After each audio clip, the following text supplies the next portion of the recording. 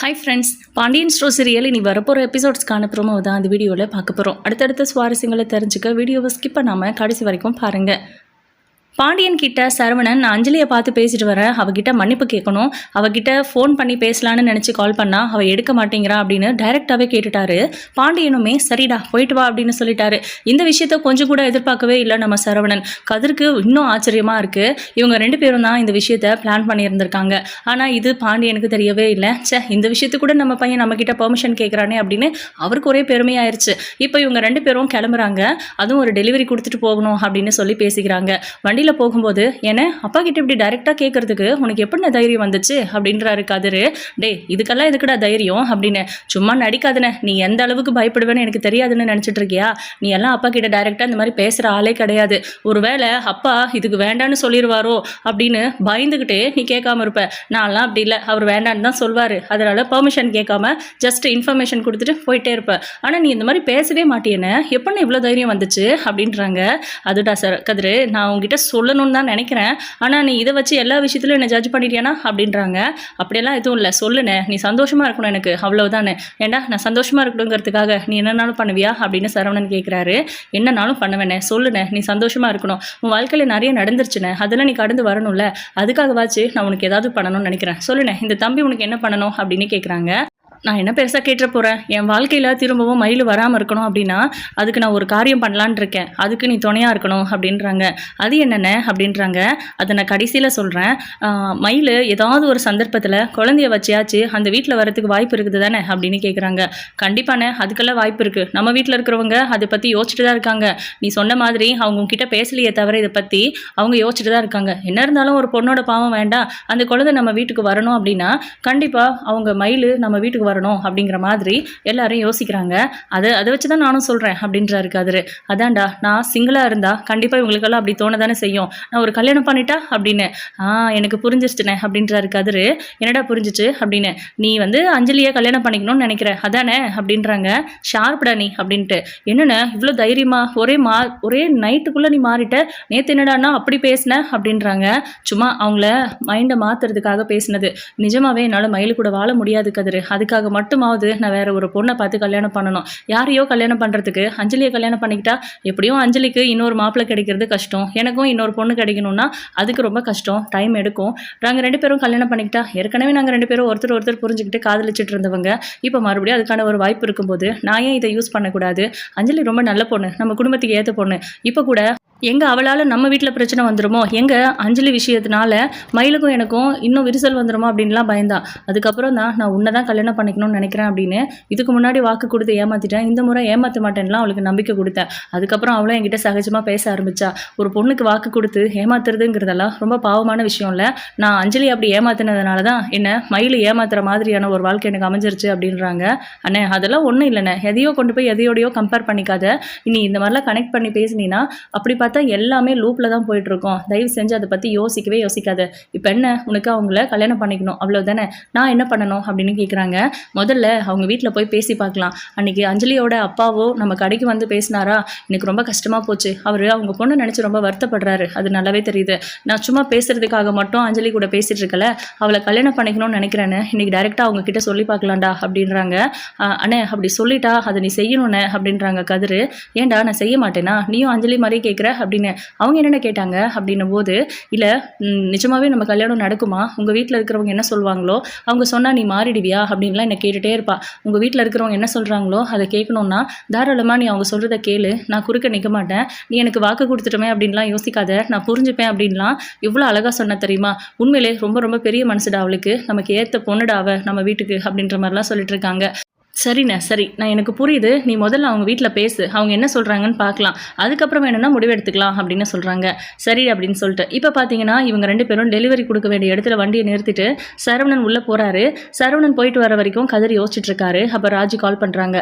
எங்கே இருக்க அப்படின்னு கேட்குறாங்க. ஏன் என்னாச்சு, நான் அண்ணன் கூட இருக்கேன் அப்படின்றாங்க.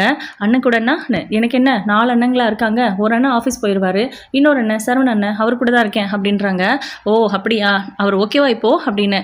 ஓகேன்னு தான் நினைக்கிறேன் நினைக்கிறேன் ஒரு இடத்துக்கு போயிட்டுருக்கோம் அப்படின்றாங்க. எந்த இடத்துக்கு அப்படின்னு கேட்குறாங்க. இதை நான் உங்ககிட்ட சொல்ல வேண்டாம் அப்படின்னு. பரவாயில்ல சொல்லுங்க சொல்லு அப்படின்னு கேட்குறாங்க. எந்த இடம் அப்படின்னு சொல்லிட்டு திரும்ப திரும்ப கேட்டுகிட்டே இருக்காங்க ராஜ்.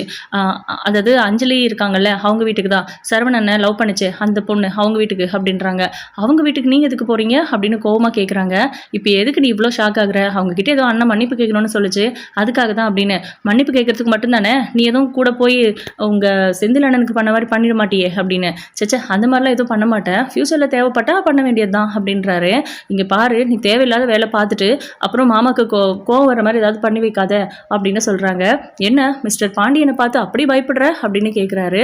பயந்து தான் ஆகணும், மாமா பாவம்ல அப்படின்னு. மாமா பாவமா இல்லை பயமா உனக்கு அப்படின்னு கேட்குறாங்க. கதிர் நீ விளையாடிட்டு இருக்காத, இந்த மாதிரியான பெரிய விஷயங்கள் எல்லாம் நீ தலையிடாத. அவர் சரவணன் மாமா என்ன பண்ணணுமோ பண்ணட்டும், அதுக்கான தண்டனையோ இல்லை அதுக்கான பலனையோ அவரே பார்க்கட்டும் அப்படின்றாங்க.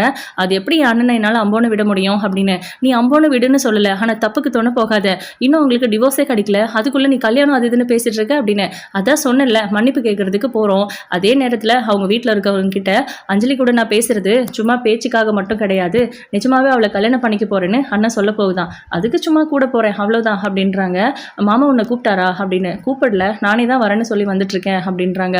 இப்போ சரவணன் வெளியே வராரு. சரி அண்ணன் வந்துடுச்சு, நான் உங்ககிட்ட சொன்னதா யார்கிட்டயோ சொல்லாத, காமிச்சிக்காத அப்படின்னு சொல்லி ஃபோனை கட் பண்ணிடுறாரு கதிர். ஆனால் ராஜி தான் ஓட்டவாயாச்சு, இதை கண்டிப்பாக மீனா கிட்ட சொல்லிடுவாங்க. மீனா மூலமாக கோமதிக்கோ இல்லை நம்ம ராஜி மூலமாக கோமதிக்கோ இந்த விஷயம் தெரிய வரும். வீட்டில் ஒரு பெரிய பூகம்பமே வெடிக்க போகுது. இப்போ இவங்க 2 பேரும் கிளம்பி அஞ்சலியோட வீட்டுக்கு போகிறாங்க. 2 பேரும் வண்டியை நிறுத்திட்டு உள்ளே போகலான்னு கிளம்பும்போது அண்ணன் நான் வெளியவே நிற்கிறேன், நீ போய் பேசிட்டு வா அப்படின்றாங்க. இல்லைடா நீயும் வரணும் அப்படின்னு கூப்பிடுறாங்க. இல்லைண்ணே அது அப்படின்னு பயப்படுறாங்க. என்னடா ராஜி போகக்கூடாதுன்னு சொல்லிச்சா அப்படின்னு. இல்லைண்ணே அதெல்லாம் ஒன்றும் இல்லைண்ணே, நீ ராஜி கிட்ட தான் பேசிட்டு தான் எனக்கு தெரியும், இந்த விஷயத்த சொல்லிட்டியா என்ன அப்படின்னு. இல்லை சொல்லலை அப்படின்றாங்க. சொன்னாலும் எனக்கு பிரச்சனை இல்லை, நீ சப்போர்ட் பண்ணாலும் பண்ணலனாலும் நான் நினச்சதை நடத்த தான் போகிறேன். அப்பாவோட பர்மிஷனோடவே எனக்கும் அஞ்சலிக்கும் கல்யாணம் நடக்க போகுது அப்படின்னு சொல்கிறாரு. அப்போ ஒரு பிரச்சனையும் இல்லைண்ணே, அப்போ எல்லாருமே சம்மதம் தான் சொல்லுவாங்க. அப்பா சம்மதம் சொல்லிட்டா அப்புறம் யார் அப்பீல் சொல்ல போறாங்க அப்படிங்கிற மாதிரி கதிர் சொல்றாரு. சரிவா அதிகம் பேச வேண்டாம், நம்ம உள்ள போய் அவர்கிட்ட பேசிட்டு அப்புறம் ஒரு முடிவுக்கு வரலாம் அப்படின்னு சரவணன் கொஞ்சம் துணிச்சலாம் கிளம்பி உள்ள போய் பக்கத்துல போயிட்டாரு. டோர் அதாவது வாசப்படிக்கு உள்ளதான் போலையே தவிர வெளியே நிற்கிறாங்க. கதவு ஓப்பன்ல தான் இருக்கு. அஞ்சலி அஞ்சலி அப்படின்னு சொல்லி கூப்பிடுறாங்க. அவங்க அம்மா கிச்சன்ல இருந்து வெளியே வராங்க. அவர் குளிச்சுட்டு வந்துட்டு இருக்காரு. இவங்க 2 பேரையும் பார்க்குறாங்க. ஒரு நிமிஷம் அப்படின்னு சொல்லி அவர் பாட்டுக்கு உள்ளே போயிடுறாரு. உள்ளே உட்காருங்க அப்படின்னு கூட சொல்கிறதில்ல. அதனால அஞ்சலியோட அம்மாவும் அமைதியாக நின்றுட்டு இருக்காங்க. இப்போது அவர் ட்ரெஸ் பண்ணிவிட்டு வெளியே வரும்போது இவங்க 2 பேரும் உள்ளே உட்காந்துட்டு இருக்காங்க. நான் உங்களை உள்ளே வாங்கன்னு சொல்லவே இல்லையே தம்பி அப்படின்றாங்க. இல்லை நீங்கள் பிஸியாக இருந்தீங்க அதான் நாங்களே வந்துட்டோம் அப்படின்றாரு சரவணன். என்னென்ன அப்படின்றாரு கதிர். நீ சும்மா இருக்கதிரு அப்படின்னு சொல்லிட்டு அஞ்சலி எங்க அப்படின்னு கேட்குறாங்க. வந்ததுலேருந்து அஞ்சலி கிட்ட பேசணும்னு சொல்லிட்டே இருக்காங்கங்க. நான் அஞ்சலி வீட்டில் இல்லைன்னு சொன்னால் ஏற்றுக்கவே மாட்டேங்கிறாங்க அப்படின்னு. அஞ்சலியோட செருப்பு வெளியே பார்த்தேன். அஞ்சலி இந்த நேரத்தில் எங்கேயும் போக மாட்டானோ எனக்கு தெரியும். ஃபோன் பண்ணேன், அவளோட நம்பரு கனெக்ட் ஆக மாட்டேங்குது. அவள் என்னோட நம்பரை பிளாக்ல போட்டிருக்கா போல இருக்கு. கண்டிப்பாக என் மேலே கோவம் இருக்கவங்க எல்லாருக்கும், அதுக்காக தான் மன்னிப்பு கேட்க வந்திருக்கேன் அப்படின்னு. ஓ மன்னிப்பு கேட்க வந்தீங்களா, சரி நாங்கள் மன்னிச்சிட்டோம், நீங்கள் கிளம்பி போங்க அப்படின்றாங்க. என்னங்க வீட்டுக்கு வந்தவங்ககிட்ட இப்படியா பேசுறீங்க, நான் உங்ககிட்ட ஒரு முக்கியமான விஷயத்தை பற்றி பேசணும், அஞ்சலி இல்லைனாலும் பிரச்சனை இல்லை அப்படின்றாங்க. என்ன பேசணும் அப்படின்னு கேட்குறாரு. நான் அஞ்சலி கூட பேசிட்டு இருந்தது சும்மா பேச்சுவார்த்தைக்காக மட்டும் கிடையாது, சும்மா பழக்கத்துக்காக மட்டும் பேசலை, அவளை நிஜமாவே கல்யாணம் பண்ணிக்க போகிறேன், அதில் உங்களுக்கு எதுவும் ஆட்சேபனை இருக்கா அப்படின்னு 2 பேரும் முறைக்கிறாங்க. அதாவது அஞ்சலியோட அம்மாவும் அப்பாவும். அப்போ சரவணன் இருந்துட்டு இங்கே பாருங்க, அஞ்சலியும் கல்யாணமாகி டிவோர்ஸ் ஆகி ஏற்கனவே ஒரு லைஃப் ஃபெயிலியர் ஆயிடுச்சு. அதே மாதிரி தான் எனக்கும். என்ன எனக்கு குழந்தை பிறக்க போகுது, ஆனால் அந்த குழந்தைய மயில் என்கிட்ட கொடுப்பாளா இல்லையான்னு தெரியாது. எங்கள் வீட்டில் இருக்கிறவங்க அந்த குழந்தை அந்த வீட்டுக்கு வரணும் அப்படின்னு ஆசைப்படுறாங்க. அந்த குழந்தை வீட்டுக்கு வரணுங்கிறதுக்காக தங்கமயில வீட்டுக்கு கூட்டிகிட்டு வந்துடுவாங்க அப்படின்னு அர்த்தம் இல்லை. அந்த மாதிரி எதுவும் நடந்துடக்கூடாதுங்கிறதுக்காகவும் தான் நான் அஞ்சலி ஆசைப்பட்ட மாதிரியே கல்யாணம் பண்ணிக்கலான்னு நினைக்கிறேன். என் வாழ்க்கையிலேருந்து அதுவும் மயிலுக்கிட்ட இருந்து தப்பிக்கிறதுக்காக மட்டும் இந்த கல்யாணத்தை பண்ணணும்னு நினைக்கல. நிஜமாவே எனக்கு அஞ்சலியை ரொம்ப பிடிச்சிருக்கு. நாங்கள் 2 பேரும் ஏற்கனவே காதலிச்சுட்டு இருந்தோம். இது அஞ்சலி உங்ககிட்ட சொன்னாலா இல்லையான்னு தெரியாது. நீங்கள் அஞ்சலியை கூப்பிடுங்க, நான் பேசுகிறேன். இதை பற்றி நான் உங்ககிட்ட பேசிட்டு போகிறதுக்காக தான் வந்தேன் அப்படின்னு. தம்பி இதை பற்றி உங்கள் வீட்டில் சொல்லிட்டீங்களா அப்படின்னு கேட்குறாரு. இல்லை நீங்கள் சம்மதம் சொன்னீங்கன்னா வீட்டில் சொல்லுவேன் அப்படின்றாங்க. சம்மதம் சொல்லலைன்னா உங்கள் பாட்டுக்கு எங்கள் பொண்ணை கூட்டிகிட்டு போய் கல்யாணம் பண்ணிடுவீங்க அப்படி தானே அப்படின்னு கேட்குறாங்க. என்ன இப்படியெல்லாம் பேசுகிறீங்க அப்படின்றாரு சரவணன். கதிர் ஒரு வார்த்தை கூட பேசுதில்ல, அமைதியாக நின்றுட்டுருக்காரு. அப்போ அப்போது அவர் வந்துட்டு வேறு எப்படி பேச சொல்கிறீங்க, ஏற்கனவே உங்கள் வீட்டில் கல்யாணம் இப்படி தானே நடந்துகிட்ருக்கு, பார்த்து கல்யாணம் நடந்தது உங்களுக்கு மட்டும்தான், இதுவும் இப்படி ஆயிடுச்சு அப்படின்றாங்க. இங்கே பாருங்கள், வார்த்தையை பார்த்து பேசுங்க அப்படின்னு.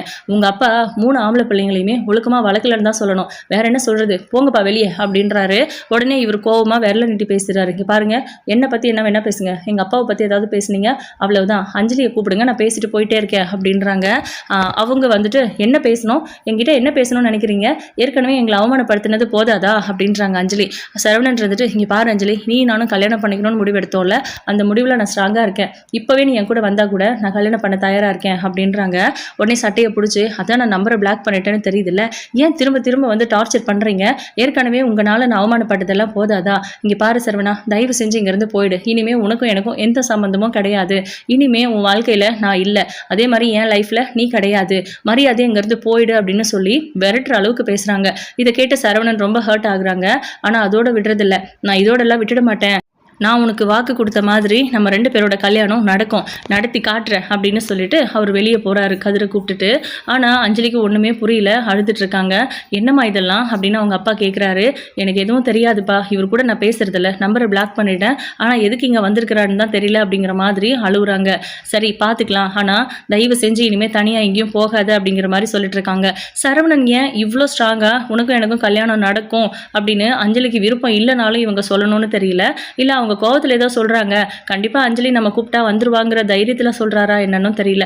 இதுக்கப்புறம் என்ன நடக்க போகுது, அஞ்சலி சரவணனோட கல்யாணத்தை விஷயத்தை பற்றி வீட்டுக்கு தெரிஞ்சால் என்ன நடக்குங்கிறதெல்லாம் வெயிட் பண்ணி பார்க்கலாம். உங்களோட கருத்துக்களை கமெண்ட் பண்ணுங்கள். இந்த வீடியோ பிடிச்சிருந்தா லைக் கொடுங்க.